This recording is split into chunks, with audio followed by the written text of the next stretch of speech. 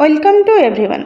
बर्तमान आसतु आमे माने पढ़ा षष्ठ श्रेणी साहित्य बहीर गोटे कविता। यही कवितार ना होउछि उत्कल संतान।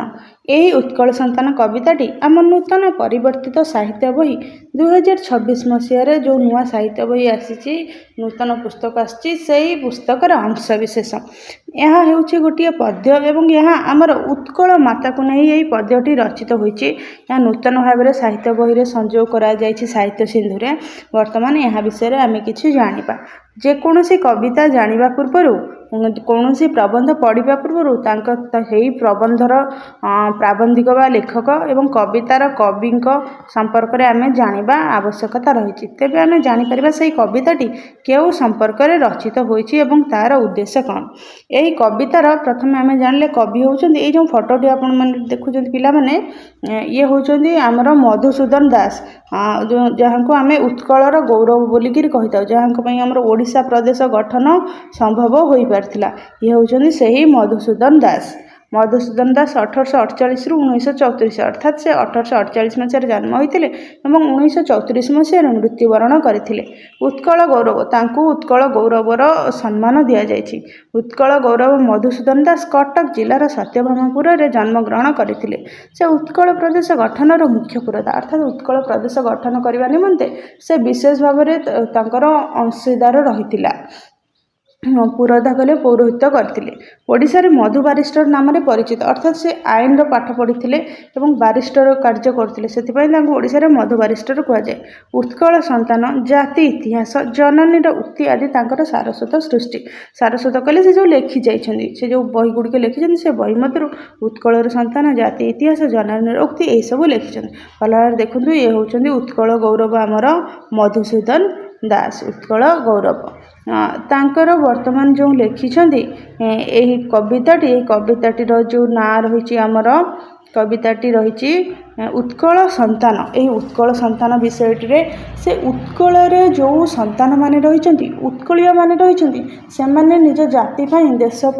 किसी कर्तव्य कार्य करिवार आवश्यकता रही। जो उत्कल मातार आवश्यकता रही उत्कल माता खंड विखंडित हो गोटे संपूर्ण उत्कल गठन हो पारिना सेठी से क्षोभ प्रकाश करी उत्कलीय मान जाग्रत करने निमंते यही कविताटी लिखिछन्ति। यही कविताटी तांकर उत्कल संतान अर्थात उत्कलर जो संतान रही जो जनता रही उत्कल जन्मग्रहण करते समस्त नर नारी आबाल वृद्ध वनिता को संबोधित कर लिखिछन्ति। यह वीर रस उद्रेक करी गोटे कविता अर्थात समस्त मन में वीरत्व भाव जाग्रत कर देश प्रीति जाग्रत कर मातृभूमि प्रति प्रीति जाग्रत कर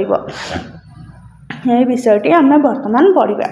तुपरा बोलाऊ उत्कल संतान केबे किंबा तेबे किंबा एते भीरु तोहर जननी रोदन करिले कहबाकू किंपा डरू। अर्थात एठारे कवि कहते तू पूरा कहूचु तू निजे उत्कलर संतान उत्कलर पिला बोलिकी तेबे किंपा एते भीरु भीरु कहले डरुआ तेबे ताले एते डरुछु कौन पाई कि तोहर जननी रोदन करिले कहबाकू किंपा डरू। अर्थात तोर जननी तोर माँ रोदन करिले कांदिले कहबाकू कहीं डरू। एमती निजर माँ जदि कांदे पिला ताकू कांद बंद करने कि बुझे थाए कि जो असुविधा आसता दूर करने चेष्टा करता है। ठीक से उत्कलर संतान हो उत्कल जननी जब रोदन क्रंदन करें कहबाकू कहीं डरुछु। तो ये देखो जो चित्र दिखाई हूँ कोणार्कर चित्र पुरी मंदिर चित्र ता सहित धौली स्तूप शांति स्तूप ये हूँ आमर उत्कलर विभिन्न स्थान गुड़िक उत्कलर विभिन्न विशेष स्थान। तो पूर्व पुरुषे जय करथिले गंगा ठारू गोदावरी तांकरी और से जन्म होई तुही केउ गुणे तांकु सरे। अर्थात कहुँ उत्कलर पूर्वपुरुष तांकु संबोधित कर उत्कल गौरव कहते तोर पूर्वपुरुष गंगा ठारू गोदावरी पर्यंत जय करथिले किंतु वर्तमान समय तू तांकरी संतान होइकरी मध्य कौनसी गुण तांकु सरी नुह अर्थात योद्धा नुहे का पुरुष भीरु होचु तुमे माने। तुमने भावुछु तोषा मद करी बढ़ाइबु जाति मान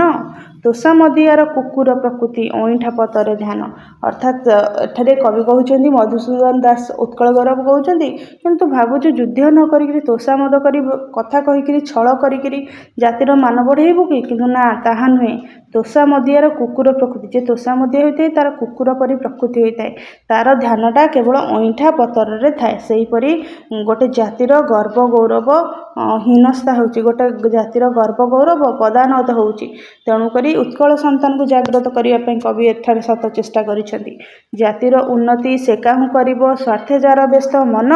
सागुणा बिलुआ चिकित्सक हेले सबकी पाइबो प्राण अर्थात जातिर उन्नति सी कहीं करिबो जार मनटा सब स्वार्थ रे अछि सेहीपरि जदि सागुणा और बिलुआ जदि चिकित्सक हे ताले सब कौन प्राण पाइब अर्थात जो सागुणा बिलुआ रही था से माने कौन करती से माने सबको झुणी झुणी झुणी करी खाई था कि जदि से डाक्तर हेबे ताहले कौन सब प्राण पाइब कि ना पाइब ना शत्रु हाथ में जमती कि राज्य धरई दि जाए सेमती खाद्य हाथ में खाद्य धरई दिगले से कौन खाद्य को न खाई तार उन्नति कर ठीक से हीपरि वर्तमान समय उत्कल जनर आवश्यकता अच्छी तार संतान मानकर आवश्यकता अच्छी देश जाति को उन्नति पथ नापी उत्कल जननी खंड विखंडित जननी को एकत्र कर गोटे स्वतंत्र उत्कल प्रदेश गठन करने निमंते जाति नंदीघोष चलिब कि भाई स्वार्थ को सारथी कले टाणे किरे गाड़ी दानार तोबड़ा घोड़ा मुहे बंधा थिले अर्थात आमर जो जाति नंदीघोष अच्छी ताहा कौन चलो जदि आम स्वार्थ को जदि सारथी करी बसईदबा ताहले जाति नंदीघोष चलो ना ठीक से हीपरि जदि घोड़ार मुहर दानार तोबड़ा अर्थात जदि घोड़ा मुह पाखे दाना दे दि जाइथिबो बंधा हो जाइथिबो ताहले कौन घोड़ा कौन गाड़ी टाणिबो घोड़ा कौन करिबो दाना खाइबारे व्यस्त रहिबो ठीक से हीपरि जदि स्वार्थ को जदि सारथी करा जिवो तेबे ताहले जातिर उन्नति हेबो नाही एठारे कवि जो जो चित्र करा जाइछि एठी जने योद्धार चित्र करा जाइछि जो जने पंडांगर चित्र करा जाइछि उठरे उठरे उत्कल संतान उठिबु तु केते दिने पूर्व गौरव पूर्व साहस पड़ब कि केबे मने अर्थात कवि कहते अरे उत्कल संतान तुम्हें वीर तुम्हें माने उठ जल्दी उठ उत्कल जननी खंड विखंडित जो जननी रोदन करुछि तार दुख कष्ट दूर कर तमर जो पूर्व गौरव पूर्व साहस कौन तुम मन पड़ूना तेबे ताल तुम्हें केबे उठिब तोहर जननी वीर प्रसविनी धूली रे पड़ी देख अर्थात वीर प्रसविनी वीर संतान को जन्म देइथिबा एही उत्कल माता धूली रे पड़ी अर्थात माटी रे पड़ी जाइछि असहाय अवस्था रे पड़ी रोदन करुछि तार दुख दूर कर जन समाज रे एमही मध्य किपरि देखा मुख अर्थात तो माँ तले पड़ी माटी रे पड़ी किंतु तो समस्त को किभली भाव में मुख देखाऊ मुह देखाऊ अर्थात उत्कल खंड विखंडित होइकरी अछि उत्कलर संतान माने तुमे किभली गर्व रे शांति रे बंची पारुछ तो पूर्व पुरुष स्वर्गधामे थाई भोगुछन्ति मनस्ताप तांकरी जीवन करी विस्मरण करुछु तो महापाप अर्थात तुम जो पूर्व पुरुष मान थिले तुमर ये कार्य देखि स्वर्ग रे थिले मध्य से माने कोन करछन्ति मनस्ताप करुछन्ति मन दुख करुछन्ति तो तांको जीवनटा को भी तुम भूली जाइकरी भी महापाप करुछ काहेकि ना तांको जीवन रे से माने उत्कल जननी रे सेवा करथिले उत्कलर सुरक्षा पई उत्कल को स्वतंत्र प्रदेश करबा पई कि समस्त कार्य करथिले एमति हमर जो राजा रहिछन्ति ता सहित हमर गजपति महाराज रहिछन्ति एमाने बहुत चेष्टा करथिले हमर उत्कल को एकत्रित करबा पई कि तो यहाँ ही आमर विषय कविता आमर जो उत्कलर जो कविता रही मधुसूदन रही आमर उत्कल गौरव मधुसूदन दास द्वारा लिखित आमर कविता उत्कल उत्कल संतानर सारार्थ आशा कर कविता पिला माने बुझी पारि थिबे एवं उत्कलर संतान भाव में उत्कल को किभली उन्नति कर उत्कलर उन्नति कराहब से सबु समय उत्कलर जनता आबाल वृद्ध वनिता समस्ते तत्पर सजग रहिबे विशेषकर यही कविताटी आमर उत्कल को एकत्रित करी गोटे उत्कल प्रदेश गठन करने समय चेष्टा करी कवि लिखिथिले।